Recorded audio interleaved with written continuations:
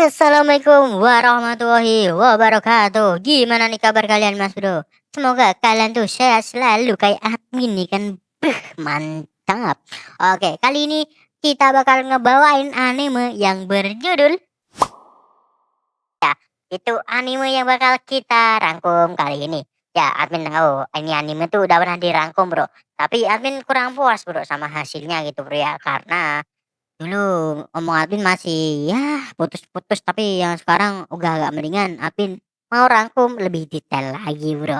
Dan mari kalian udah tahu ya kan, ini tuh berceritakan tentang keluarga Sewinji di mana ada 7 saudara, tapi mereka bukanlah saudara kandung, Bro.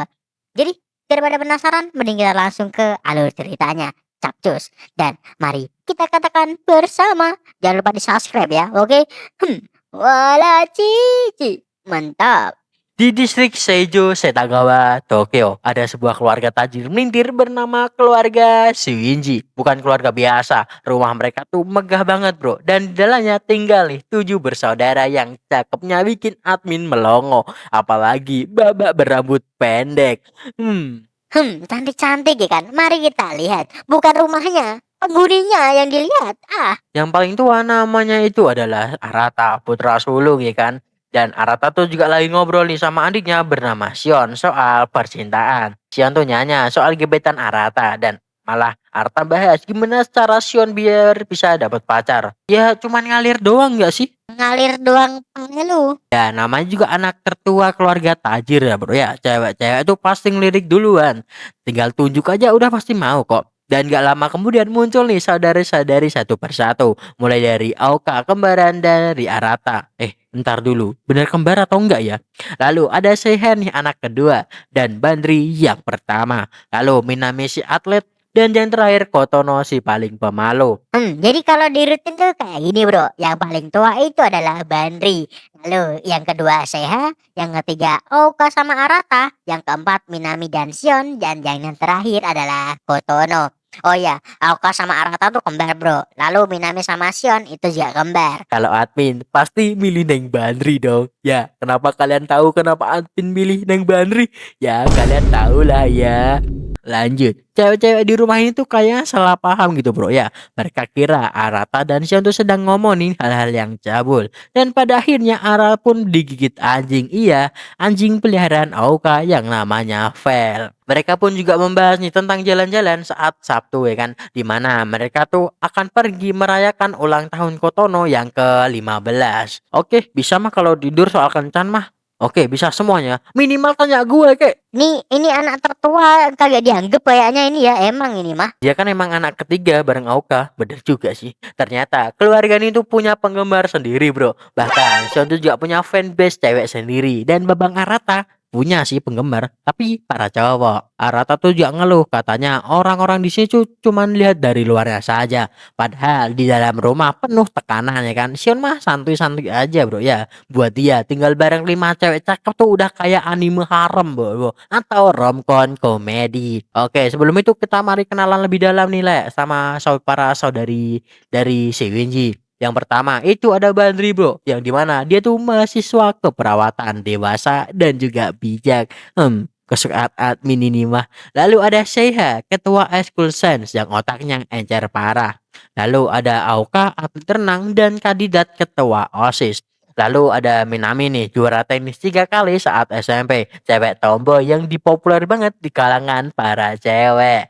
Lalu juga ada Kotone nih, idol kalem tapi super introvert. Dan kembali ke Arata dan juga Sion. Sion tuh nanya nih soal Kotono lagi. Arata pun langsung mengelak. Tapi kelihatan banget kalau ada sesuatu yang disembunyiin sama Arata. Lanjut saat malam hari nih, saat pesta ulang tahun Kotono. Arata pun merenung di kamar. Dia tuh juga mikir, jadi anak sulung tuh bukan cuma tanggung jawab doang, tapi juga ada beban tersendiri bro. Lalu ketika pesta dimulai, ayah mereka pun datang nih dan memberikan pengumuman nih kan, yang itu bisa mengubah segalanya. Dia bilang Kalian semua bukanlah saudara kandung, kecuali Sion dan Minami yang kembar. Semuanya pun langsung terkejut bro. Jadi intinya Arata dan Aoka bukanlah saudara kembar.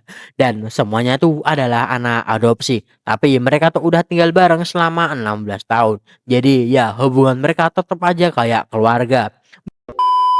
Balik ke Arata yang lagi galau banget gitu bro ya. Dia ke kamar mandi buat nenangin diri. Pas dibuka, ternyata ada Kotono yang sedang mandi dong. Kotono nih bukannya teriak atau gimana, malahan minta tolong bersihin punggungnya ke Arata. Arata pun berusaha nih jaga jarak ya kan dan bilang kalau Kotono tuh harus bisa mandi sendiri ya bro, jangan pernah tergantung sama orang lain terus. Di tempat lain, Sion sama Aoka pun juga sedang mengobrol bro. Aku juga khawatir nih sama Kotono, tapi Sion tenang aja, dia tuh yakin kalau Kotono bisa menghadapi semuanya. Sion nih juga bahas soal Arata nih, meski mereka nggak sedarah, Arata tuh tetap putra sulung bro. Yang berubah cuman hubungan biologis mereka dan cara pandang bro. Dan kata Sion tuh juga bilang kalau diumumin ke publik bisa rame, bisa-bisa nikah antar saudara itu is real bro. Kembali ke kamar mandi saat Arata mau keluar, Kotono malah memeluk Arata dari belakang dengan lembut. Woi, woi, gimana nih bang? Tolong, janganlah gitu. Gak boleh Kotono ya. Kembali di sisi lain, Aoka dan Sion tuh malah ngomongin nikah antar saudara bro. Yang dimana Sion mah santai aja kalau membahas ini kan. Apalagi dia bersyukur mempunyai kakak secantik Aoka. Aoka ngira ini tuh perbuatan Arata ya kan. Yang udah ngomporin babang Sion. Tapi di sini Sion juga ngebelain Arata bro. Dengan bilang, itu mah insting seorang cowok nggak sih mbak gitu ya kan. Aoka juga masih penasaran. Emangnya kemarin tuh ada apa sih antara Kotoro dengan Arata? Dan Sean pun jawab, ya Konto bilang kalau suka sama Arata. Tapi Arata nolak karena mereka adalah sebuah saudara. Malah jadi kayak adegan Arata menindih Kotono seperti kemarin. Kayaknya apa yang dibilang Sion bisa kejadian dah bang itu bang. Oka pun langsung jadi sakit kepala tuh mikirin kelakuan Kotono. Sion juga bilang anak seumuran Kotono tuh bingung bro cara bedain antara rasa hormat dan rasa suka. Jadi menurut Kotono rasa hormat itu adalah cinta. Bisa jadi gitu bro ya. Makanya Arata tuh kena tuduh najis dan lain-lainnya. Padahal dia tuh cuma berusaha ngejaga perasaan Kotono. Kalau Kotono beneran serius bisa gawat ya sih bang. Ya bisa sih. Dan kita kembali dulu ya ke Arata. Di sini Arata tuh bilang ke Kotono, kalau udah puber jadi wajar kalau suka salah sangka. Tapi aku adalah kakakmu. Aku bertanggung jawab untuk melindungimu sampai kamu jadi pengantin. Kotono pun masuk lagi nih ke bathtub dan bilang kakak itu baik tapi nggak lembut. Katanya sangat menusuk ya dan ambigu ini mah. Scene pun berganti, di mana Bandri pun masuk nih ke ruangan ayah mereka. Kita nggak tahu ya kan apa yang mereka obrolin dan sangat misterius banget. Kita kembali lagi ke Arata ya kan, di mana saat dia balik ke kamarnya ternyata udah ada Seiha nih yang udah nungguin. Lah, kok main nongkrong aja di kamar ya kan? Nggak kamar lo juga gak sih? Saya juga bahas masa kecil mereka, di mana nostalgia tentang nemuin kamar pakai suite. Tapi tiba-tiba Neng Sehai malah duduk di atas Arata dong. Woi woi apa ini woi? Kenapa aku iri banget? Woi, tuker wajah tuker wajah. Arata di sini pun juga panik bro dan tanya kenapa? Kau ngapain Seha? Seha menjawab, tenang, ini adalah masalah rahasia tingkat tinggi dan di sini saya pun langsung mengelus dada Arata dong. Bang, tolong bang, nafasku. Engkau udah ada di situ, udah jangan bikin kebiasaan kayak gitu ya, gak baik gitu. Ternyata Sehat tuh udah denger nih dan lihat apa yang terjadi di kamar mandi. Dia tuh cuman mau memastiin analisis biologi dari Arata. Menurut Sehat, Kotono tuh cuma salah sangka, ngira rasa ketergantungan itu adalah cinta. Tapi dia tuh puji Arata karena udah bersikap dewasa sebagai seorang kakak. Tapi saya tuh juga bilang hubungan darah atau enggak bukan halangan buat hubungan romantis. Kok malah bawa-bawa hubungan biologis sih? Dan sebelum pergi saya juga bilang meskipun ini cuma hubungan formal, aku tetap kakakmu. Jadi panggil aku yang manis juga ya, tambahin kata Chan di belakangnya. Itu rayuan seorang kakak apa gimana? Bisa jadi ya kan. Skip ya kan. Pagi hari Arata juga mau berangkat ke sekolah. Tapi pas keluar dia malah lihat Bandri dan Kotono lagi cosplay ya kan. Yaitu menjadi suster bro. Gimana menurutmu Bang Arata? Kita ini saudara jadi diam saja ya. Di sekolah seperti biasa mereka pun juga menjadi pusat perhatian. Sion nanya kalau orang-orang tahu kalau kita bukan saudara gimana ya. Arata tuh cuma jawab. Jangan keras-keras lah ya. Diam aja nggak sih? Saat pulang sekolah, Arata tuh masih kepikiran nih soal kejadian kemarin. Tapi tiba-tiba Minami muncul bro. Minami cerita kalau dia tuh dapat libur dari eskul. Baru juga keluar gerbang langsung dikerubung cewek-cewek ini. Emang Minami OP banget bro ya. Ternyata Minami dulunya tuh pernah difoto pakai baju cowok dan gantengnya kebangetan kayak admin maksudnya ya. Tapi alasannya libur tuh bukan karena prestasi bro, tapi melainkan karena nilai Minami yang memerah. Ya udah pada akhirnya Arata pun mengajak untuk belajar bareng. Tapi bukannya ke kafe ataupun kemana, ke karaoke bejiri nih orang. Nih niat belajar atau malah Indonesia Idol ini mah. Arta juga ngajarin pelajaran, tapi Minami malah nyanyi dong dengan semangat tentang dirinya sendiri bro. Dan saat keluar karaoke, mereka pun gak bertemu nih sama gebetan Arta sama pacarnya. Waduh, kasihan amat nih Bang Rata. Cinta tertolak ya kan. Kalau kata orang cinta tertolak dukun bertindak. Tapi kalau ini cinta ditolak dapat saudari. Wow. Lanjut, Minami tuh tahu nih kalau Arata tuh sedang sedih bro. Dia juga bilang meski sekarang mereka tuh bukan saudara kandung, tapi 15 tahun kebersamaan itu adalah harta yang berharga. Lalu dia bilang, jangan sedih cuman karena cewek yang kamu suka tuh udah punya pacar. Minami tuh dewasa banget bro, tapi jangan senyum gitu dong, bisa jatuh hati nih aku ya. Tapi gak mau ya, aku tetap Bandri nomor satu bro.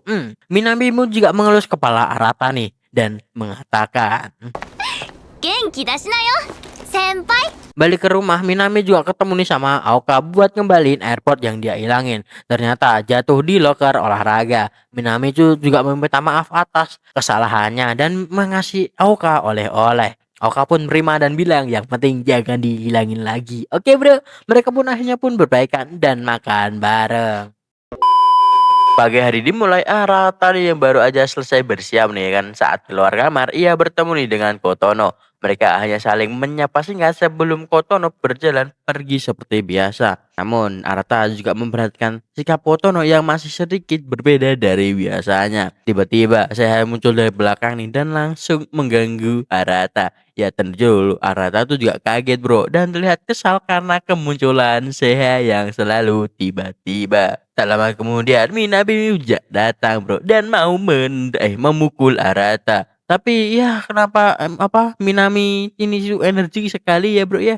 Karena kemarin dia tuh habis bermain game fighting. Jadi langsung mau dipraktekin bejir lah. Mana korbannya Arata lagi. Pagi-pagi udah kena sial ya bro ya. Lanjut. Di luar sekolah Arata juga berjalan seperti biasa. Tapi di sini perhatiannya tuh tertuju pada cewek yang dia sukai, yaitu adalah Lala. Tak lama kemudian, Aoka pun datang nih dari belakang dengan ekspresi seolah sudah tahu semuanya. Tak lama kemudian teman-teman Aoka tuh juga memanggilnya bro. Aoka pun langsung begini menghampiri mereka. Seperti biasa, Aoka langsung dikelilingi banyak orang karena popularitasnya. Yang Arata yang bisa melihat dari kejauhan itu cuma tersenyum bro. Namun pembicaraan yang dibicarakan Aoka sama teman-temannya itu sedang membicarakan Arata. Yang dimana awalnya Aoka tuh udah seperti sedang menjelek-jelekan Arata nih. Tapi ternyata di dalam Arata itu ada yang baik bro bagi Aoka. Ya semakin lama wajah Aoka tuh malah mulai memerah bro. Dan teman-temannya langsung menyadari perubahan itu. Lanjut keesokan harinya, mereka semua pun datang nih ke Taman Laut Disney untuk merayakan ulang tahun Kotono. Yang terlihat paling bersemangat justru Minami dan juga Aoka. Dan sementara Kotono ya nyantuy dulu gak sih bre. Bandri juga mencoba nih mengingatkan bahwa tujuan mereka kesini tuh ya karena Kotono bro. Jangan kalian bersenang-senang sendiri. Anda paham? Akan tetapi Minami tiba-tiba malah mau makan dong. Yang berakhir Bandri sama Arata yang pergi untuk mencari makan. Akan tetapi saat kembali, aduh baru tinggal bentar udah hilang air bre. Ya Allah. Yang pada akhirnya Bandri pun langsung mengadeng Arata dan juga baca but. Ya bisa disebut kayak gini re. Ya sebenarnya sikap Bandri itu emang kayak gini ya bro ya. Emang dari lahir kayaknya ya.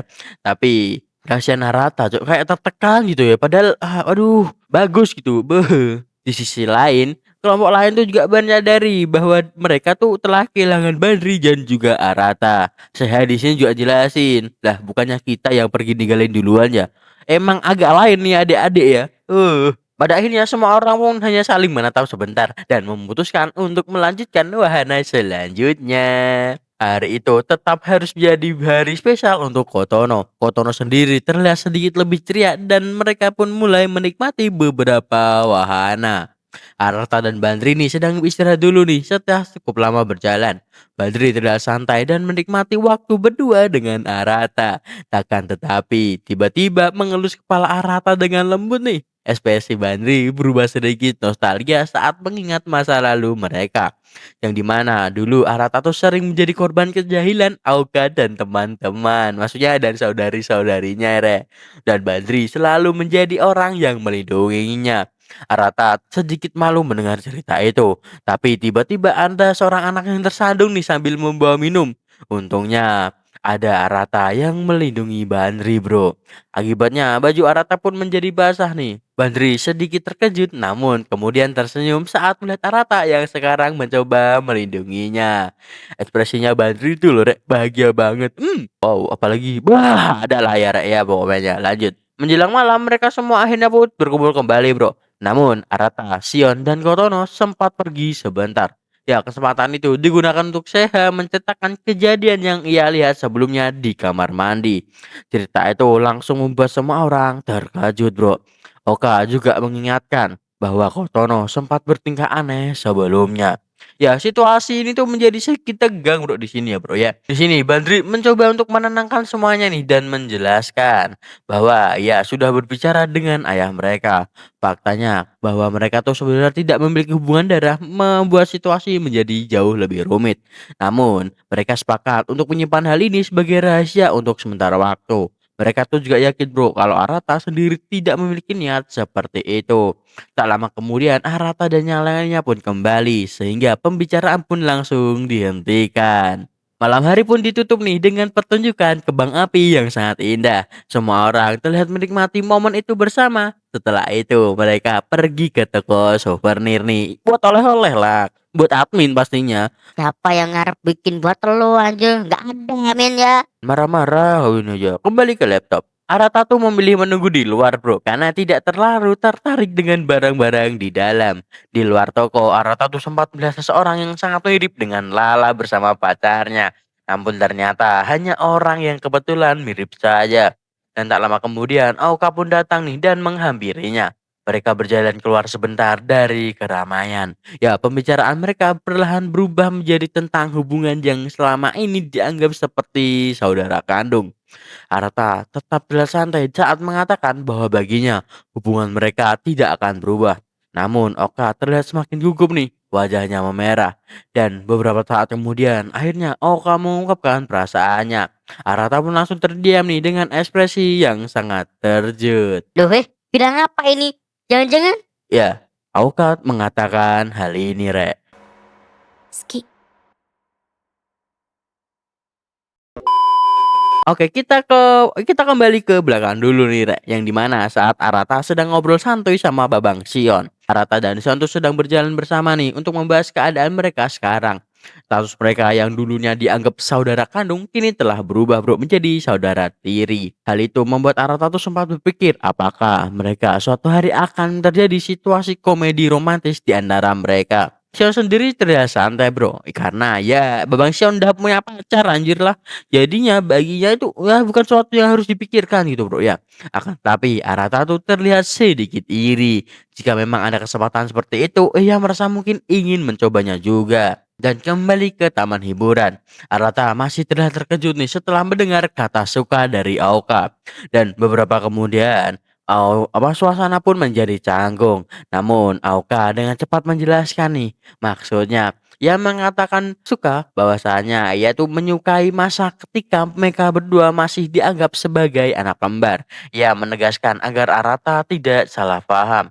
Ya, ekspresi Arata pun berubah nih jadi bingung sekaligus lega. Aoka kemudian langsung berbalik nih dan pergi menjauh ya kan. Namun saat dia berjalan menjauh, wajahnya terlihat sedikit kasar. kayaknya tuh bohong deh. Wajahnya tuh kelihatan sebel, Rek. Arata hanya bisa berdiri di tempatnya sambil berpikir keras. Bang, makin dipikir makin sulit loh. Mending gak usah dipikir. Keesokan harinya Arata pun sedang berada di ruang latihan nih Ray. Dan tak lama kemudian Minami pun datang nih untuk latihan rutin juga. Ya suasana mereka terlihat santai kayak biasanya bro. Namun pikiran Minami sebenarnya sedang mengingat sesuatu. Ya, sebuah kelas balik muncul nih dari kejadian di taman hiburan. Yang dimana ternyata pembicaraan Aoka sama Arata itu terdengar nih oleh Minami. Tapi saat bagian apa Aoka klarifikasi tidak didengar bro. Karena Minami langsung cabut bejir lah. Kembali ke masa sekarang, Minami terlihat ragu-ragu nih ingin menanyakan hal itu kepada Arata. Namun pada akhirnya ia juga jadi bertanya langsung ya kan. Ia tuh hanya menanyakan keadaan Arata dan Aoka belakangan ini bro. Arata menjawab bahwa semuanya tuh baik-baik saja walaupun sempat beberapa hari ini tidak banyak bicara. Arata kemudian mengingatkan Minami untuk menjaga kondisi tubuhnya bro. Karena kompetisi olahraga nasional akan segera dimulai. Setelah selesai latihan, Arata pun berjalan nih menuju kamar mandi. Di kepalanya masih terlintas pertanyaan tentang sikap Minami tadi. Ya merasa aneh gitu bro ya. Kenapa Minami itu menanyakan hal seperti itu. Dan saat Arta membuka pintu kamar mandi. Oh my god. 2 kali loh rek. Mantap. Arata pun langsung panik nih dan menutup pintu dengan cepat. Dan sementara itu Seha itu sangat santai aja bro. Kak nggak ada rasa takut-takutnya gitu bro. Tinggal mandi doang bang.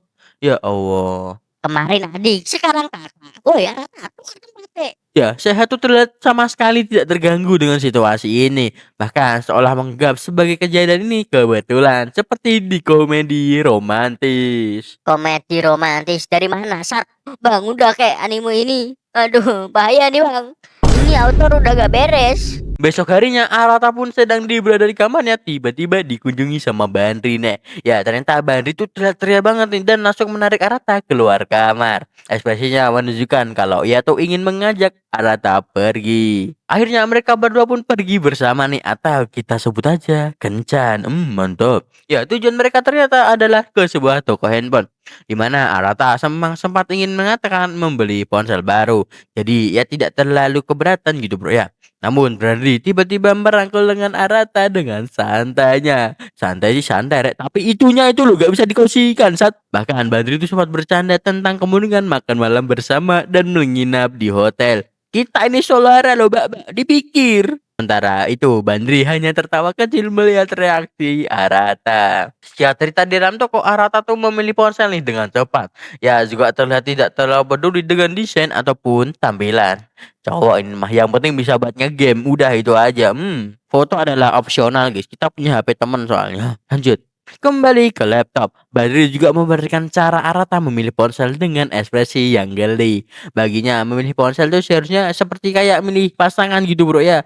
Tapi Arata nanti dulu lah ya mbak ya. Penampilan memang sangatlah penting. Tetapi kualitas di dalamnya itu juga jauh lebih penting bro. Lah ini main game is number one. Lalu beberapa saat kemudian ponsel yang dipilih Arta sudah siap dibeli. Dan toko kemudian juga menawarkan nih, ini ada apa diskon pasangan loh kan ya pasangan. Oh kita pakai diskon pasangan aja. Nggak usah pakai diskon. Gue kaya. Setelah keluar dari toko mereka pun membeli es krim nih dan berjalan santai di luar. Tapi suasananya malam tuh terasa cukup tenang banget bro. Saat makan es krim mereka tiba-tiba teringat sebuah kenangan lama. Dimana dulu Minami itu pernah tanpa sengaja memakan es krim milik Kotono. Ya, Kotono sebenarnya ingin mengatakan bahwa es krim itu miliknya. Tapi ia tidak berani bro. Pada akhirnya Oka yang berbicara untuknya. Dan setiap kali Kotono merasa sedih, ia sering bersembunyi di balik lemari atau di dalam lemari bro. Bahkan sampai disebut peri lemari ya bro ya. Lanjut. Kembali ke masa sekarang, Bandri tiba-tiba mengaku bahwa sebenarnya ia memiliki satu hal yang cukup ia takuti. Ya, ia tuh sangat takut pada hal yang tidak terlihat atau hantu. Bandi juga terlihat tersenyum kecil nih mengingat semua kenangan itu baginya semua momen yang lalu itu sangatlah berharga bro. Oke lanjut. Sementara itu di rumah Kotono tuh sedang berada di kamarnya nih sambil melihat foto itu dari taman liburan kemarin. Tak lama kemudian ia menerima pesan dari Bandri bro. Pesan itu berisikan foto Bandri dan Arata yang sedang makan es krim bersama. Kotono hanya menatap foto itu cukup lama. Dalam pemikirannya tuh muncul keinginan sederhana. Ia ingin suatu hari nanti bisa berjalan berdua dengan Arata. Namun beberapa saat kemudian Kotono menggelengkan kepala dan fokus kembali belajar. Kembali ke si Bandri ya di mana Bandri juga sedang teleponan nih sama Minami, tapi ekspresinya nggak serius serius maksudnya admin serius tapi nggak tahu apa mereka tuh bahas apa gitu. Minami yang sedang mengetik pesan di ponselnya, ia pun ingin mengirim pesan nih kepada Bandri. Akan tetapi isi pesan itu mengatakan bahwa ia merasa mustahil Aoka benar-benar menyatakan cinta kepada Arata. Namun bukannya ngirim ke Bandri, dia malah ngirim ke grup chat para ciwi-ciwi bro. Dan beberapa detik kemudian Minami pun langsung nih panik ya kan dan menarik pesan itu. Ya berharap gak ada nih yang membacanya. Namun di kamar yang lain, Kotono sudah melihat pesan itu. Berbahaya, berbahaya. Pagi hari dimulai dengan semua orang yang sedang makan bersama. Suasana terlihat seperti biasa, normal gitu bro. Tetapi Arata terlihat sedang memikirkan sesuatu. Ya, perhatiannya pun tertuju nih pada Seha. Dan beberapa hari terakhir Arata merasa kalau Seha seperti sedang memikirkan sesuatu yang cukup serius. Dan saat sudah selesai makan, Arata pun akhirnya berbicara nih dengan saya secara pribadi. Ia terlihat mencoba memastikan apakah ada sesuatu yang mengganggu pikiran Seha. Beberapa saat kemudian saya pun justru mengajak Arata pergi ke ruang permainan. Di sana ia mengeluarkan permainan Twister. Ya, Arata terlihat makin bingung nih dengan permainan itu. Ia mengatakan bahwa ia penasaran dengan sesuatu dan ingin mencoba sebuah pengujian kecil. Ia juga mengingati nih kejadian sebelumnya ketika ayah sengaja masuk ke kamar Arata. Kejadian itu membuat dirinya merasakan sesuatu yang aneh di dalam dirinya. Ya, perasaan saya terlihat secampur aduk banget, bro. Ya sendiri tidak yakin nih apakah perasaan yang dia miliki itu sekedar hubungan saudara atau tidak. Dan pada akhirnya permainan Twister pun dimulai, bro. Ya awalnya memang sih ya kan itu permainan yang sangat mudah bro. Namun situasi permainan itu justru membuat posisi mereka makin rumit. Dan pada akhirnya ya, saya pun kehilangan keseimbangan ini dan jatuh ke tepat di arah Arata. Arata terlihat cukup panik ya kan. Akan tetapi Mbak Seihei dengan alasan ya kan kalau dia tuh kelelahan dan batas kekuatan tubuhnya memang tidak terlalu tinggi. Yang pada akhirnya Arata mencoba menyuruhnya jatuh ke samping gitu bro ya. Akan tetapi saya beralasan, aduh nggak ada kekuatan mas ya. Yang pada akhirnya beberapa kemudian saya pun bangun ya kan dengan ekspresi yang jauh lebih tenang. Nampaknya uji coba penelitiannya itu sudah berhasil dan dia pun langsung mutusin untuk cabut. Dan beberapa saat setelah itu Oka nih masuk ke kamar yang sama bro. Ya langsung mengajak Arata untuk bermain game. Arata terasa sedikit trauma ya bro ya. Ya karena saat Oka kalah bermain dengan dirinya, dia tuh hampir kehilangan nyawanya bro. Namun permainan tetap dimulai ya kan awalnya. Si Arata tuh hanya mengepur itu ya bro ya. Akan tetapi pada akhirnya tetap kalah itu si Oka yang pada akhirnya Arata pun langsung nih dicekek cekek cekek cekek cekek macam es cekek bro. Ini mah bukan karena kalah, punya dendam kesumat ini kayaknya kasat. Arata mencoba menyerah tetapi Oka tuh masih menahannya itu bro ya. Arata terlihat makin panik karena posisi mereka terlalu dekat. Yang pada akhirnya Arata memegang tangan Ko Oka dan membalikan posisi mereka. Waduh, posisinya itu loh awkward banget rek. Di sini tiba-tiba Oka tuh bilang kalau sekarang Arata tuh sudah terlihat seperti pria sungguhan. Ucapan itu justru membuat Arata semakin bingung bro. Dan beberapa kemudian Oka pun pergi deh ya. Langsung bangun dan cabut dari ruangan itu dengan alasan sudah bosan. Dan saat keluar dari ruangan, pipinya itu loh memerah Rek, ya. Arata berdiri sambil mencoba memahami maksud dari kata-kata dari Oka tadi. Setelah itu, ia pun mematikan lampu di ruang permainan tadi, bro, dan pergi. Namun ternyata di dalam lemari itu ada yang bersembunyi, yaitu adalah Kotono. Oh elah, kenapa di dalam lemari? Kan Kotono peri lemari sebutannya. Benar juga sih, tapi enggak di lemari juga lah. Keesokan hari ya semua pun aktivitas berjalan normal seperti biasa. Hingga malam hari Arata berada di ruang kerjaan ayahnya. Ia memberikan oleh-oleh nih dari taman hiburan beberapa hari yang lalu. Lalu di sisi para saudari mereka pun sedang menonton film romantis bersama bro. Film itu menampilkan pasangan yang akhirnya menikah. Minami tidak cukup serius nih memperhatikan cerita itu. Dengan saat pembahasan tentang lamaran muncul, mereka tuh mulai berdebat nih, di mana cara seseorang menyatakan cinta. Minami mengatakan bahwa menurutnya yang paling penting itu bukanlah tempatnya, namun siapalah yang mengatakan perasaan itu. Tak lama kemudian mereka pun sudah akan pergi ke kamar masing-masing buat tidur. Namun sebelum benar-benar bubar, Kotono tiba-tiba mengatakan sesuatu dengan ekspresi serius. Ia mengaku bahwa dirinya menyukai Arata bukan sebagai seorang kakak, tetapi sebagai seorang pria, bro. Kotono bahkan mengatakan bahwa semua orang tuh adalah rival. Ia ingin menjadi orang yang menikah dengan Arata suatu hari nanti. Dan kembali ke ruang kerja ayah, Arata tuh masih terlihat bingung kenapa ia ditanyai hal seperti itu. Ayahnya hanya mengatakan nih, Arata adalah putra sulung keluarga Shinji. Arata yang akhirnya mengatakan sesuatu dengan ekspresi serius. Meskipun semua kejadian belakangan ini cukup mengejutkan Arata, ia tetap bangga menjadi bagian dari keluarga ini. Arta ingin melindungi mereka semua bro, apapun yang dikatakan oleh orang lain. Setelah mengatakan itu, Arata pun keluar nih dari ruangan dan kembali ke kamarnya. Ayahnya hanya tersenyum kecil nih setelah melihat Arata pergi.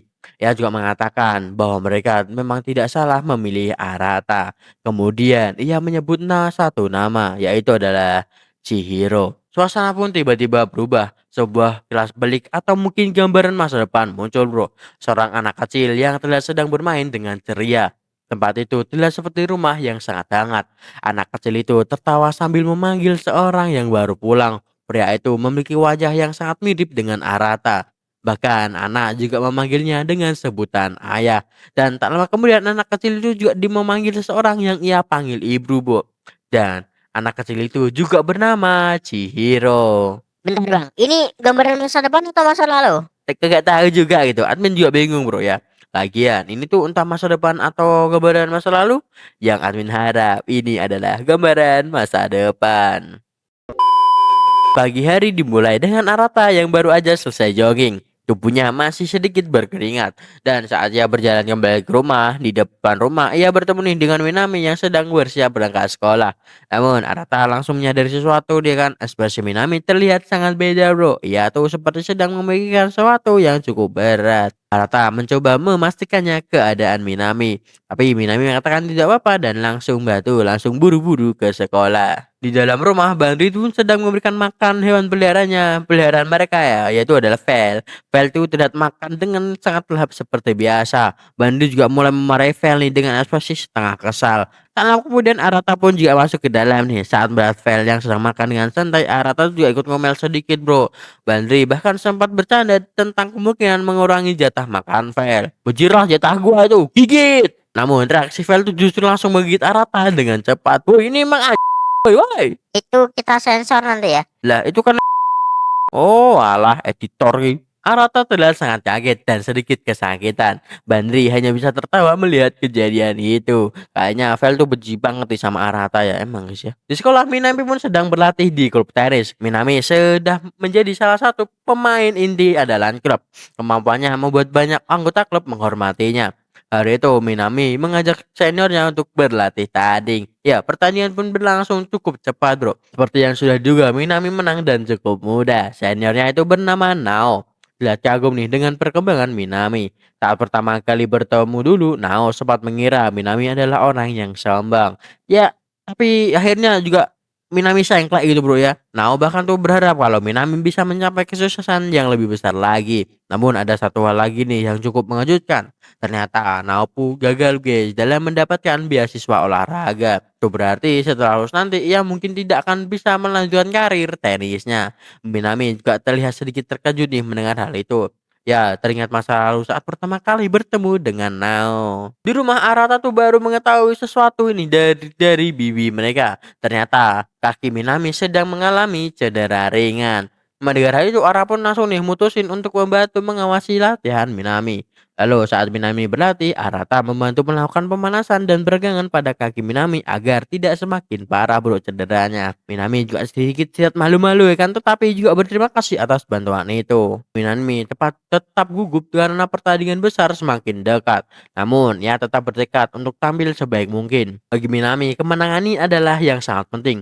Setelah itu, Minami juga membantu Arata melakukan peregangan. Namun, tiba-tiba Minami mendekat dari belakang dan tubuhnya itu bro ya nempel banget tuh sama Arata ya kan. Yang membuat Arata semakin bingung dengan keadaannya. Setelah latihan selesai, Ara pun ketemu nih sama Kotono di rumah. Suasana di antara mereka masih terlihat sangat canggung bro. Tapi di sini Arata tuh mencoba bersikap normal nih dan menyarankan Kotono agar segera mandi dan beristirahat. Kotono terlihat seperti ini mengatakan sesuatu. Ia menatap Arata cukup lama. Namun Arata hanya mengatakan bahwa tidak ada hal aneh terjadi lagi.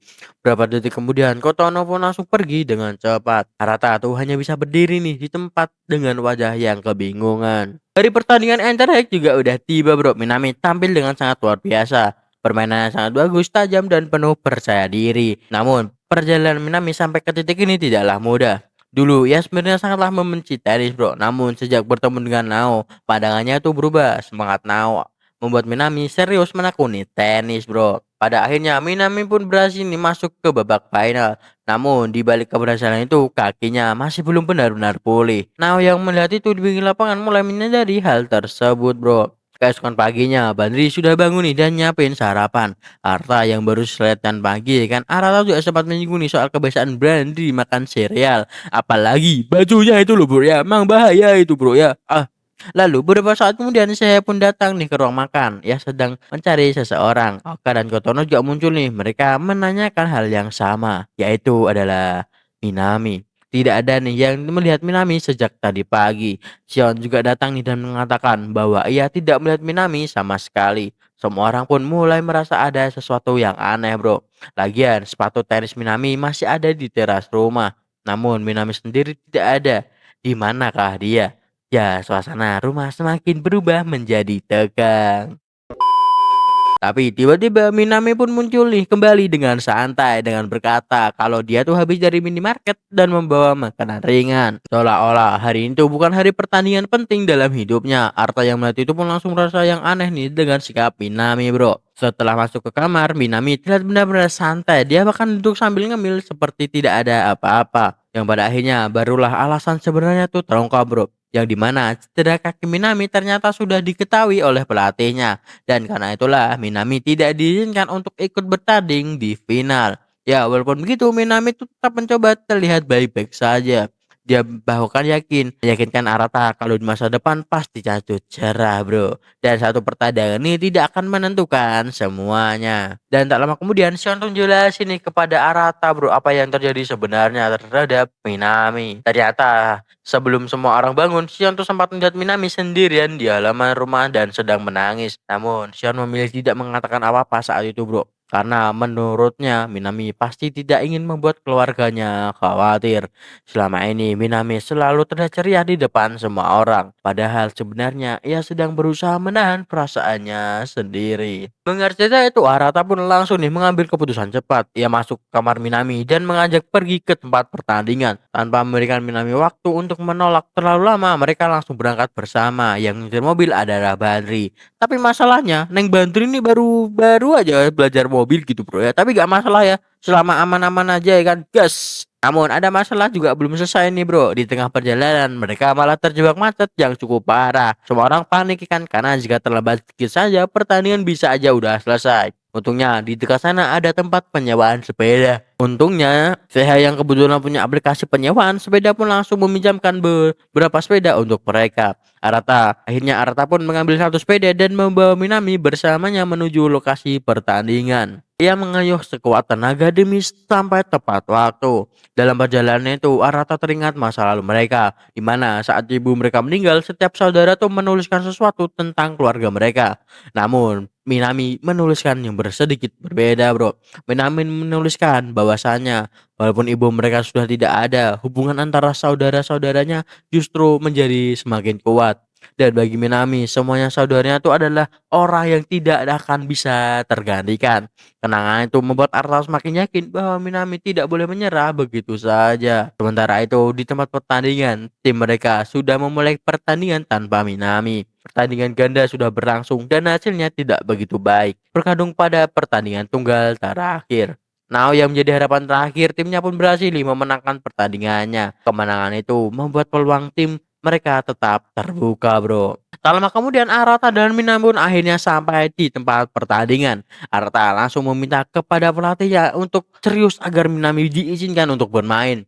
Ia bahkan sampai menundukkan kepalanya bro sebagai bentuk permintaan. Melihat kesuguhan itu dan juga karena Nao sendiri meminta Minami bermain, pelatih akhirnya pun memberikan izin. Akhirnya Minami pun bersiap nih untuk memasuki lapangan. Dengan dukungan dari saudara-saudaranya yang udah datang, Minami akhirnya bisa sedikit lebih tenang. Pertandingan pun dimulai. Minami berusaha mengembalikan setiap bola sebaik mungkin. Ia berlari ke kanan ke kiri walaupun kakinya serasa semakin sakit.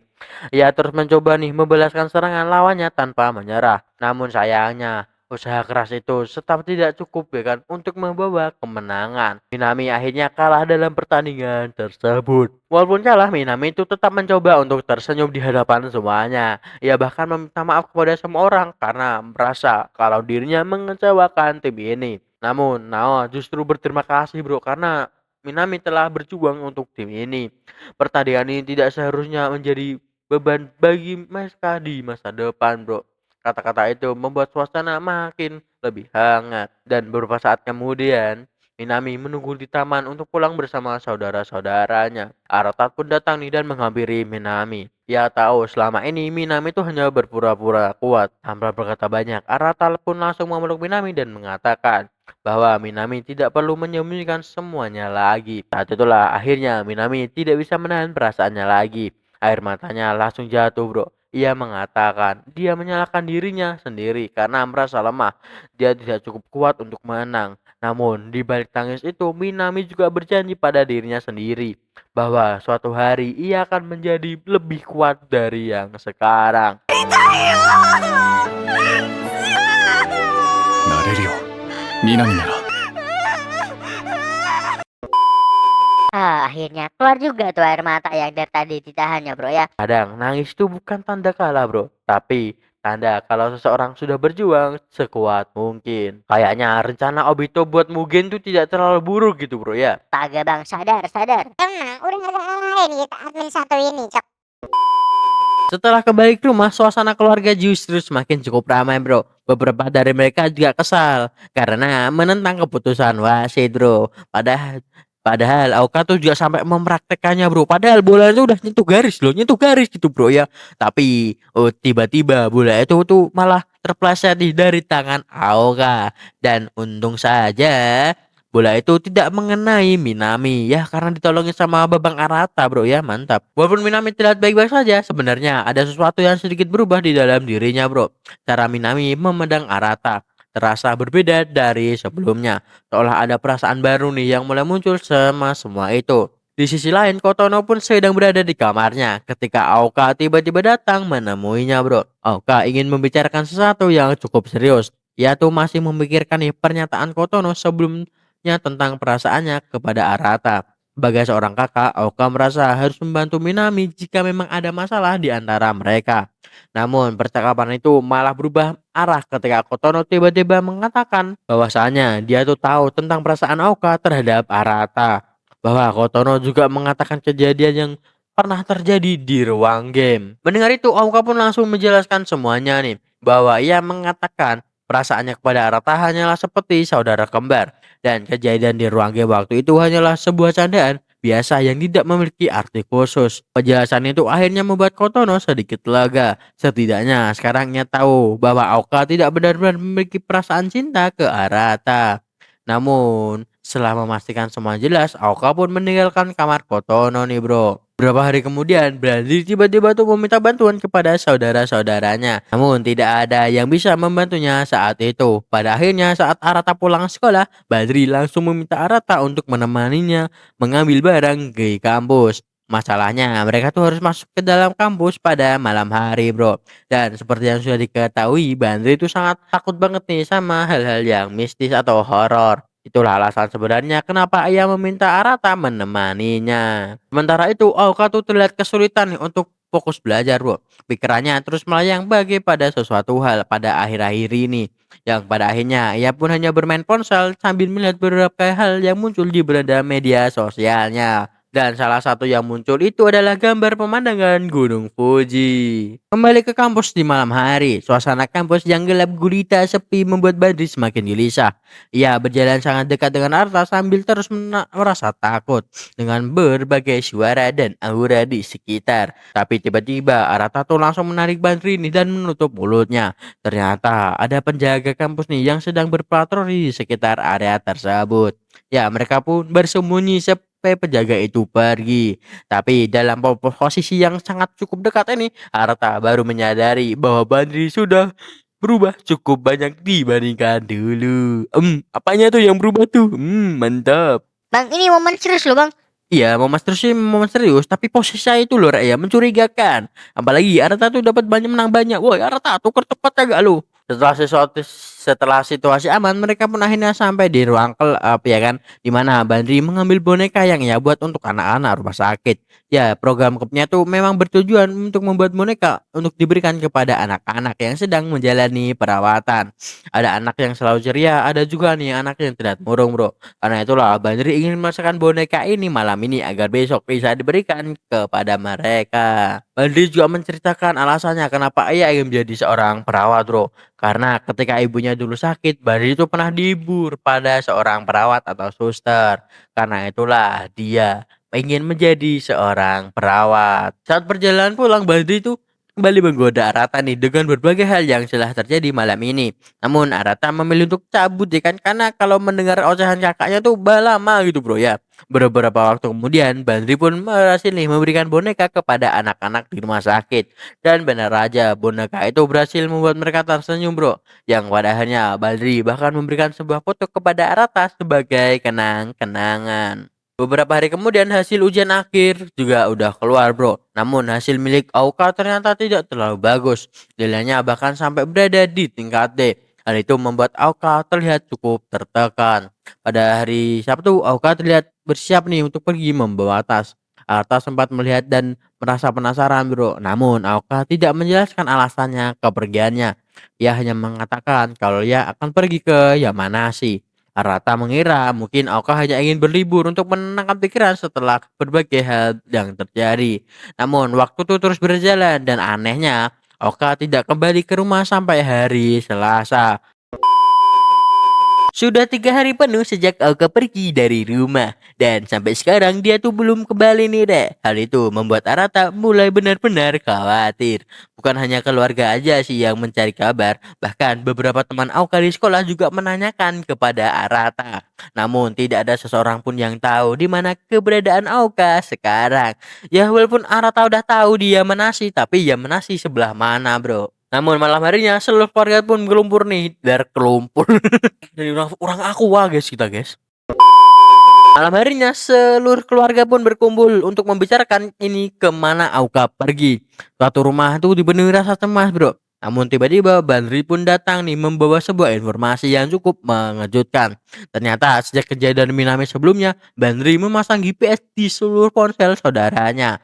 Dan dari situlah terlihat bahwa lokasi Auka berada di daerah yang mana sih? Lebih tepatnya di Gunung Fuji, Rek. Arata pun langsung terkejut mendengar itu. Hah? Fuji? Ngapain cok di sana cok? Mengetahui bahwa Auka berada di Gunung Fuji membuat semua orang semakin cemas. Namun Sion mencoba menenangkan semuanya ya kan. Menurutnya Auka tuh pasti baik-baik saja dan tidak perlu langsung berpikir yang aneh-aneh. Walaupun begitu Arata tetap tidak merasa tenang gitu bro ya. Di sisi lain Auka terlihat baru saja selesai mendaki sebagian jalur Gunung Fuji. Ia pun sempat kembali ke sebuah penginapan di jalur pendakian. Namun sebenarnya Auka tidak datang ke sana hanya untuk mendaki bro. Sepertinya ia ingin mencari sesuatu. Tapi sesuatu yang ia cari tuh belum benar-benar yakin apa itu bro. Aku tahu sakit hati itu kuncinya mendaki. Tapi gak 3 hari doang. Maksudnya harus seminggu gitu. Gak gitu bang. Kembali ke laptop. Sementara itu Arata akhirnya memutuskan untuk pergi ke Gunung Fuji juga bro. Ia pun akhirnya sampai di pos kelima jalur pendakian dan mencari info tentang Aoka. Dari para pendaki lain, Arata mendapat kabar bahwa ada seorang gadis yang mirip dengan Aoka berada di sekitar pos ke-8. Artinya Aoka kemungkinan sedang berada di salah satu penginapan di sana. Setelah mendaki cukup lama, akhirnya Arata pun sampai nih di pos ke-8. Ya, butuh sekitar waktu 1 jam ya kan dari pos 5 mencapai tempat ini. Dan berada aja di sana, Arata akhirnya menemukan Aoka yang sedang menginap, bro. Kedatangan Arata jelas membuat Aoka sangat terkejut. Namun setidaknya sekarang Arata tuh tahu bahwa Aoka benar-benar baik-baik saja. Ia juga langsung mengirim pesan ke rumah bahwa dirinya sudah menemukan Aoka. Malam itu mereka menginap di kamar yang sama di penginapan pendaki. Suasana terasa agak canggung, bro. Aoka bahkan sempat memperhatikan Arata agar tidak melihat ke arahnya saat ia berganti pakaian. Arta mencoba tetap tenang nih walaupun pikirnya udah mulai kemana-mana kayak K. Setelah semuanya selesai mereka pun akhirnya beristirahat, bro. Arta juga mengatakan bahwa besok mereka harus pulang ya kan ya. Menurutnya tidak ada yang akan ditemukan di tempat seperti ini. Namun sebelum tidur aku tuh sempat menceritakan sesuatu dulu. Ayah dan ibu mereka pertama kali tuh bertemu di Gunung Fuji. Tapi saat pendakian ibunya tuh tiba-tiba sakit, bro ya. Dan ayah mereka pun menggendong ibunya turun dari gunung. Dan di pertemuan itulah kisah mereka dimulai. Ternyata gunung bukan tempat untuk pelarian yang habis putus cinta ya, Rek ya. Ternyata bisa menemukan cinta dua insan juga ini. Baru tahu admin ya. Lah, baru tahu. Ya, kasihan jomblo mendaki sendiri. Kembali ke laptop. Singkat cerita, mereka pun membuat Aoka mulai memikirkan sesuatu. Ia bertanya-tanya, apakah benar ada yang namanya sebuah takdir dalam pertemuan manusia? Apakah seseorang tuh benar-benar bisa ditakdirkan untuk orang lain? Bahkan, apakah takdir seperti itu bisa terjadi di antara saudara? Arata pun menganggap itu sebagai candaan, bro. Namun ketika ia mencoba bertanya lebih jauh, ternyata udah turu itu Aoka. Ya Allah, memang roti-roti agak lain, bro. Lanjut aja, keesokan paginya Arata pun terbangun nih dan mendapati Aoka yang sudah tidak ada di dalam kamar. Yang tersisa hanya sebuah catatan kecil, bro. Di catatan itu tertulis bahwa Aoka akan pulang lebih dulu. Namun kenyataannya Aoka tuh justru kembali melanjutkan pendaikan menuju puncak. Arata menyadari hal itu dan langsung menghubungi Bandri untuk memastikan lokasi GPS Aoka. Dan benar saja, Aoka sama sekali gak bergerak tuh menuju arah pulang, melainkan malah naik, bro ya. Di sisi lain, Aoka sudah sampai di puncak Gunung Fuji. Ia berdiri jalan cukup lama, sekitar 1 jam. Namun semakin lama ia berada di sana, semakin merasa bingung juga, bro. Apa sih sebenarnya yang Aoka cari? Kenapa dia tuh datang sejauh ini? Tidak ada jawaban yang ia dapat temukan, bro. Saat mulai turun dari puncak, kabut pun tebal menyelimuti jalur pendakian. Pandangan mereka menjadi terbatas, bro. Tanpa disadari, Aoka pun mengambil jalur yang salah. Hingga kakinya terpleset dan ia pun terjatuh cukup dalam dari jalur pendakian. Dalam kondisi panik, Aoka mencoba mencari jalan keluar sambil berteriak meminta bantuan, bro. Sementara itu, ternyata Arata tuh tadi udah sampai puncak, bro, dan turun lagi ke pos 8. Tapi gak ketemu Aoka juga, bro ya. Yang ternyata yang pada akhirnya Arata pun memutusin untuk naik lagi, bro. Di sisi lain, Aoka yang sudah terluka mulai kehilangan kesadarannya. Dalam samar-samar, ia melihat bayangan masa lalu. Saat satu kenangan yang muncul adalah saat ulang tahun dulu ketika ia menerima hadiah jepit rambut. Kenangan itu membuatnya mencoba meraih kembali jepit rambut yang terjatuh di dekatnya, bro. Saat Aoka akhirnya berhasil mengambil jepit rambutnya, ia perlahan mengangkat kepalanya. Di tengah kabut yang masih menyelimuti gunung, tiba-tiba muncul sosok yang berdiri dengan gagah di atasnya.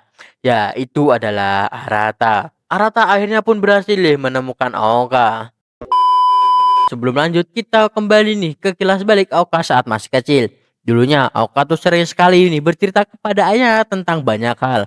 Ayahnya selalu mengatakan cerita ke Aoka dengan serius, bro. Admin ngantuk, cok. Lanjut. Dulu Aoka tuh sering sekali nih bercerita kepada ayahnya tentang banyak hal. Dan jelas ayahnya tuh juga selalu mendengarkan semua cerita Aoka dengan serius. Namun sejak kejadian meninggalnya ibu mereka, hubungan Aoka dengan ayahnya itu perlahan berubah. Oka juga menjadi jauh lebih jarang berbicara dengan ayahnya seperti dulu. Apalagi ketambahan kejadian kemarin lah kalau mereka tuh adalah anak adopsi. Kembali ke masa sarang di Gunung Fuji, Arta akhirnya berhasil menemukan Aoka yang terjatuh di jalur pendakian. Ternyata kaki Aoka tuh terkelir cukup parah sehingga ia sulit berjalan. Arata pun langsung nih mendekat dan memutuskan untuk menggendong Aoka turun dari gunung. Awalnya Aoka menolak, merasa merepotkan. Namun dengan kondisi kaki yang tidak memungkinkan, yang pada akhirnya ya udahlah digendonglah sama Arata lama. Dengan kondisi cuaca yang semakin buruk, Arata mulai berjalan menuruni gunung sambil menggendong Aoka. Namun kabut tebal hujan-hujan membuat jalur pendakian menjadi lebih sulit. Namun Arata tetap berusaha mencari jalan menuju penginapan. Sementara itu, rumah semua orang tuh mulai khawatir dan panik. Apalagi cuaca di Gunung Fuji diketahui sedang tidak bersahabat. Bahkan ayah mereka juga memutuskan membatalkan penerbangannya dan langsung pulang, bro. Dalam perjalanan turun, Aoka akhirnya mulai bercerita alasan sebenarnya ia datang ke Gunung Fuji. Ia tuh pernah melihat sebuah video di FYP yang mengatakan bahwa jika seseorang membawa barang kenangan milik orang yang telah meninggal dan mendaki sampai ke puncak Gunung Fuji, maka orang itu bisa bertemu dengan mereka sekali lagi. Karena itulah Oka datang ke sana, bro. Ia berharap bisa bertemu kembali dengan ibunya. Namun pada akhirnya hasilnya itu nihil gitu, bro ya. Tapi yang namanya udah nggak ada ya itu nggak mungkin ya, bro ya. Walau kadang aja yang masih hidup aja kita nggak bisa ketemu, bro. Kalau udah takdir ya kan nggak ketemu. Kisahmu lagi. Walaupun kecewa, Aoka tuh mencoba meyakinkan dirinya sendiri bahwa itu bukan masalah yang sangat besar. Dia bahkan mengatakan pada dirinya bahwa sebenarnya mereka juga tidak memiliki hubungan darah, bro. Namun di balik kata-kata itu terlihat jelas bahwa Aoka masih sangat terpukul, bro. Dalam keadaan emosial, Aoka tuh sempat mempertanyakan kenapa Arata sempat repot-repot mencarinya. Namun bagi Arata, alasan itu sangat sederhana. Ia percaya bahwa dirinya pasti bisa menemukan Aoka karena sejak kecil mereka selalu dianggap sebagai saudara kembar. Pada akhirnya mereka berhasil kembali ke penginapan dengan selamat. Setelah beristirahat sejenak, mereka pun mulai turun menuju kaki gunung. Dan saat sampai di bawah, ternyata semua saudari mereka tuh sudah menunggu, bro. Dan mereka langsung datang untuk menjemput Arata dan juga Oka. Tentu saja semuanya terlihat sangat khawatir. Dan yang menjadi mobil kali ini lagi-lagi Neng Bandri. Perjalanan pulang berjalan dengan aman. Namun saat sampai di rumah, Arata terlihat sangat kelelahan, bro. Ya bahkan sampai tertidur nih sambil bersandar di bahu Oka. Dulu ketika masih kecil, Oka juga mengatakan bahwa bahu seorang laki-laki itu adalah tempat bersandar bagi perempuan. Namun ternyata, ya ampun, Arata malah bersandar di Oka nih ya kan ya. Apalagi kondisi fisik Arata yang tidak baik, bro. Dan tak lama kemudian bahwa Arata tuh mengalami demam yang tinggi nih karena terlalu memaksakan diri di gunung tadi, bro. Arata langsung dibawa ke kamarnya oleh Sion untuk beristirahat. Dan tak lama kemudian ayah mereka pun juga datang di rumah. Ya malah menanyakan kabar Aoka dulu nih ya. Tapi untungnya Aoka baik-baik saja. Namun sekarang justru Arata yang harus beristirahat karena sakit, bro. Ya ini juga udah janji Arata kepada bapaknya ya, tapi ya udahlah ya. Malam itu akhirnya Aoka pun membaringkan diri nih untuk berbicara dengan ayahnya kembali. Namun sebelum Aoka sempat menyatakan banyak hal, ayahnya langsung memeluk Aoka ya kan. Di sini pelukan itu membuat Aoka merasa lega. Untuk pertama kalinya setelah sekian lama, Aoka merasa bisa berbicara lagi dengan ayahnya seperti dulu. Semua pikiran aneh yang selama ini disimpan perlahan mulai menghilang. Malam harinya Bandri juga memasakkan bubur nih untuk Arata yang sedang sakit ya kan. Minami juga diminta nih mengantarkan makanan ke kamar Arata. Awalnya yang merawat Arata tuh justru Sehe dan juga Bandri. Namun pada akhirnya Oka juga datang ke kamar Arata ya untuk mengambil wadah makanan. Di sana Oka juga meminta maaf nih. Ia merasa semua ini terjadi karena dirinya. Namun di sisi lain kejadian ini juga membuat pikiran Oka menjadi lebih jernih, bro. Tapi sebelum keluar dari kamar, Oka akhirnya mengungkapkan satu hal yang selama ini ia pikirkan. Alasan lain kenapa ia pergi Gunung Fuji sebenarnya adalah karena ia ingin memikirkan perasaannya. Perasaannya ya bahkan sendiri tidak yakin apakah itu benar atau salah. Karena orang yang dia sukai itu adalah Arata. Dalam keheningan kamar, Oka tiba-tiba mencium Arata yang sedang terlelap. Setelah itu, ia pun segera keluar dari kamar Arata sambil meminta maaf pelan. Namun yang tidak Oka sadari, Arata ternyata masih tidak sepenuhnya tertidur, bro. Ya, Arata samar-samar mendengar ya, bahkan langsung bangun itu ya. Singkat cerita, musim panas akhirnya tiba. Ya, keluarga si Hyunjin pun mutusin nih untuk berlibur ke Karuizawa, sebuah tempat yang dulu sering mereka kunjungi saat masih kecil. Namun, setelah mereka semua beranjak dewasa, kesempatan untuk datang ke tempat ini jauh lebih jarang, bro. Kali ini mereka pun menginap nih di sebuah villa yang biasanya digunakan ayahnya mereka sebagai tempat istirahat ketika bermain golf di daerah tersebut. Aduh, liburan keluarga kelas Sultan Sat. Di tengah suasana santai ini, Arata sempat melirik ke arah Oka nih. Sejak kejadian di kamar beberapa waktu lalu ya kan. Arata tuh masih memikirkan apa yang terjadi malam ini. Hal itu membuat sikap Arata terlihat sedikit aneh tanpa ia sadari. Dan perubahan sikap ini ternyata juga membuat Oka merasa khawatir. Di sisi lain, Sean tuh terlihat sedang mencari sesuatu nih di sekitar villa. Setelah kembali, ia langsung menghampiri Arata yang ternyata Sean sempat mencoba mencari orang tua kandungnya. Namun alamat yang ia miliki ternyata sudah berubah menjadi tanah kosong. Hal itu membuat pencarian Sean berakhir tanpa hasil. Sean kemudian mulai bertanya nih tentang sesuatu. Apakah Arata tidak penasaran dengan orang tua kandungnya sendiri? Bagi Arata tentu saja dia penasaran. Namun menurutnya keluarga itu tidak seharusnya menentukan oleh hubungan darah. Bagi Arata, ayah yang membesarkannya ini adalah ayahnya, bro. Benar itu, Sean pun akhirnya mengerti dan memilih pergi dengan rasa yang sedikit lebih tenang. Keesokan paginya, Oka tuh bangun lebih awal nih, bro. Saat dia keluar, Arata ternyata sudah berada di luar villa. Setelah mencarinya, Oka pun menemukan Arata yang sedang duduk sendirian di area tenda sambil memikirkan banyak hal. Arta masih memikirkan nih cerita tentang Sion tentang orang tua kandung mereka. Tak lama kemudian Oka pun duduk nih di sana, bro. Di dekat sana ternyata ada fasilitas sauna. Ya, tenda-tenda tadi, bro, saunanya. Oka tuh tiba-tiba menantang Arata untuk melihat siapa yang bisa bertahan paling lama di dalam sauna. Arata awalnya hanya ingin bersantai, bro. Namun karena pikirannya tuh sedang penuh dengan berbagai hal aneh, ya akhirnya menerima tantangan itu. Bagi Arata, kecil lah ya ini ya, bisa ngalihkan pikiran.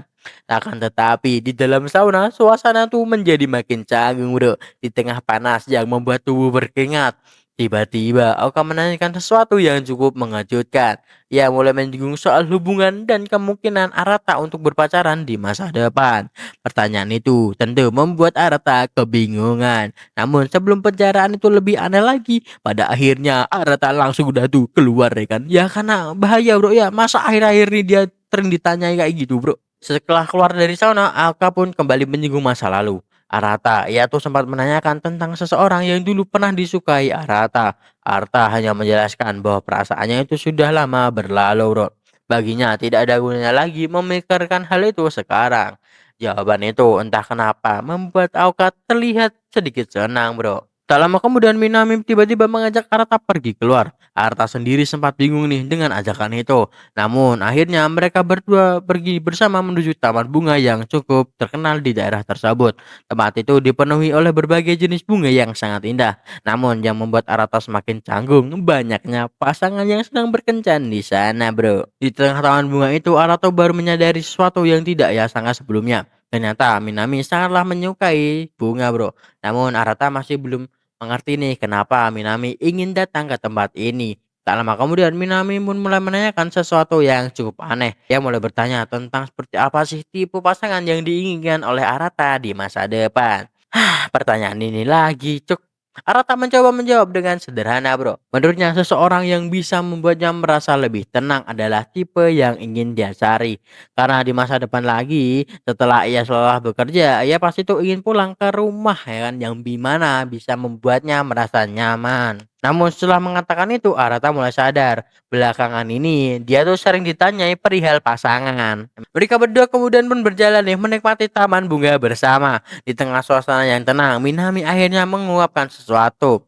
Ia mengatakan bahwa di tempat ini sebenarnya ada seseorang yang ia sukai. Namun Arta mengira hal itu hanyalah bagian dari latihan bagi Minami untuk suatu hari nanti bisa pergi dengan orang yang benar-benar ia sukai. Arta sendiri pun mulai bertanya-tanya gitu, bro ya. Apakah selama ini ia sudah menjadi kakak yang baik bagi saudara-saudaranya? Namun semakin ia memikirkannya, semakin sering juga kata-kata tentang perasaan cinta muncul di pikirannya. Liburan musim panas keluarga Shiwinji masih berlanjut bro. Kali ini mereka memutuskan untuk pergi ke sebuah danau yang cukup terkenal di daerah Karuizawa. Bukan pantai sih, seperti kebanyakan liburan musim panas, tapi mereka malah memilih danau dengan tenang, pemandangan yang sangat indah.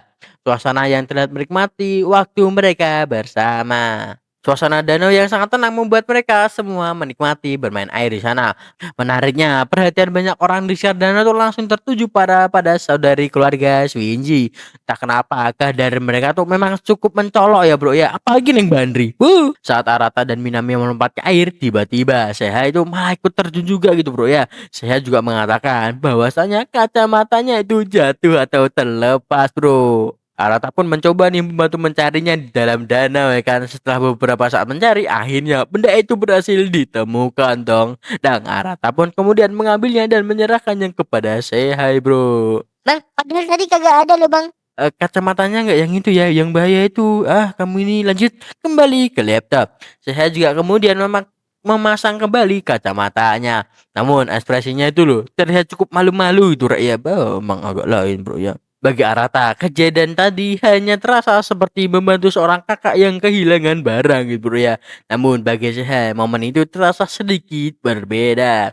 Tak lama kemudian Bandri juga mengajak Arata nih untuk berenang bersama bro. Namun seperti biasa Bandri langsung menarik perhatian banyak orang di sekitar danau. Ya karena poing. Stop it. Get some help. Karena energinya ya, energi positif dari Neng Bandri bro. Bandri bahkan meminta Arata untuk menggendongnya dan membawanya lebih dekat ke arah air terjun di dekat danau. Saat berada di dekat air terjun, Bandri itu terus menggoda Arata seperti biasa. Namun karena arus air yang cukup kuat, mereka tiba-tiba kehilangan keseimbangan dan terjun ke air. Di tengah suara yang jelas itu, Bandri sempat mengatakan sesuatu yang cukup mengejutkan. Namun suara air itu terlalu keras sehingga Arata sama sekali tidak mendengarnya.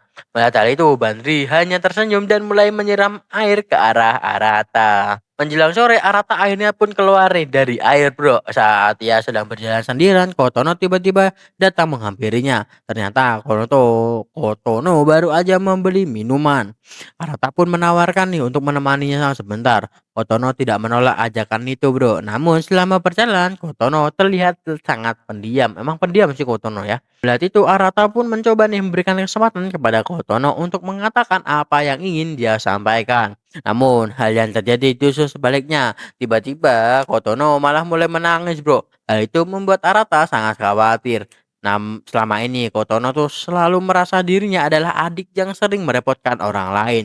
Ia merasa selalu semuanya mengkhawatirkan dirinya bro. Namun Arata pun mencoba menenangkan Kotono. Menurut Arata, seorang kakak memang seharusnya membantu adiknya bro ya. Dan sebagai seorang adik tidak apa-apa jika terkadang merepotkan keluarganya. Bagi Arata itu adalah hal yang wajar dalam sebuah keluarga. Kata-kata itu membuat Kotono sedikit lebih tenang.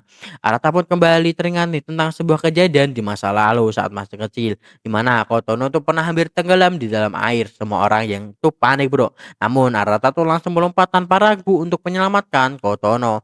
Sejak hari itulah Kotono mulai memandang Arata dengan cara yang berbeda. Beberapa hari kemudian mereka pun bersama nih untuk menghadiri sebuah tradisi yang selalu mereka lakukan di setiap liburan di tempat ini.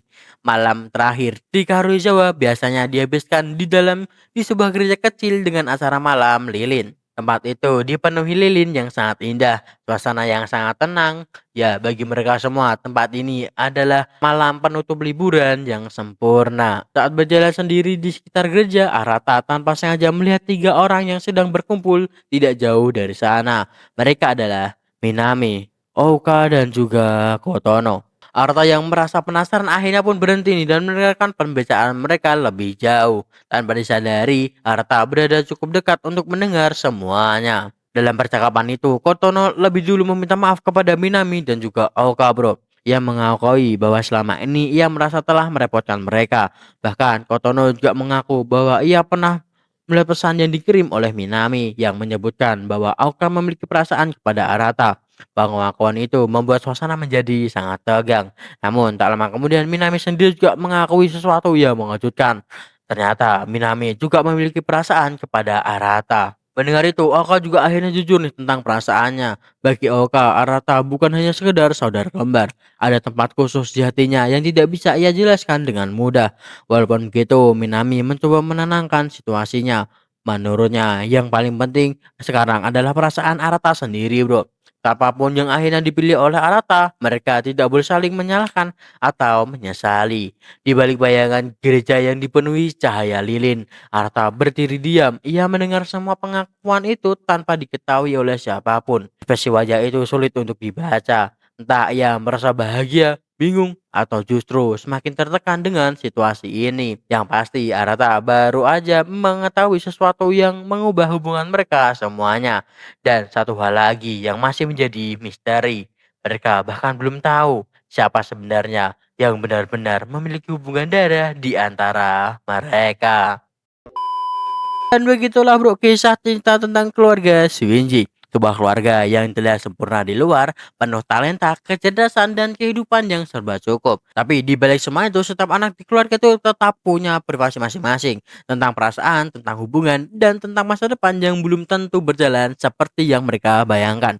Kadang hidup di keluarga yang hebat justru membuat kita bertanya, apakah kita tuh bisa menemukan jalan kita sendiri ataukah tidak? Dan cerita ini juga kita belajar bro bahwa setiap orang yang punya jalannya masing-masing, bahkan di dalam keluarganya yang sama, masa depan di setiap orang itu tetaplah berbeda.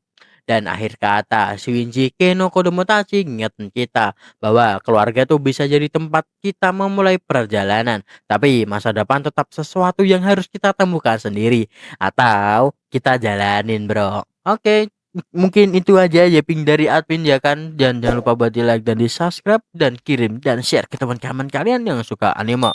Ya buat ngerosting admin lah ya intinya. Dan gua pamit undur diri bro. Sampai jumpa di selanjutnya. Wassalamualaikum warahmatullahi wabarakatuh. Oke, gua pamit undur diri ya guys ya. Wassalamualaikum warahmatullahi wabarakatuh. Tetap di Balang Neraka, di mana dua orang yang sedang nyari keluarga sih sebenarnya. Ya intinya tetap Balang Neraka, oke. Wassalamualaikum warahmatullahi wabarakatuh.